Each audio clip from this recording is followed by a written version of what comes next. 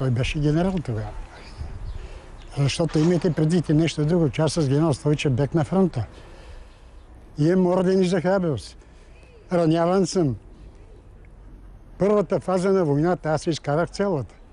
Върнах се тук, работех, школа запасни офицери съм завършил преди 9 септември. Особено важен е фактът, че корените на ЦСК водят директно към АС-23, тъй като Чавдар при ЦДВ е първоприемник именно на отбора, спечелил през 1931 година титлата и купата на България, а през 1941 отново е притежател на купата.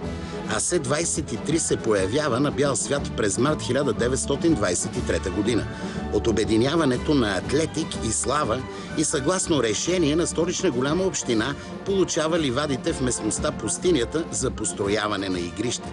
Сегашният стадион Българска армия.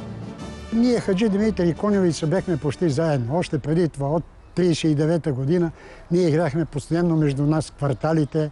Спортист тогава беше един от силните отбори, Хаджи Димитър. Нали? И аз бех тогава също капитан на спортист. Бех и ние бихме Левски, тогава го бихме. 3-1 го бихме.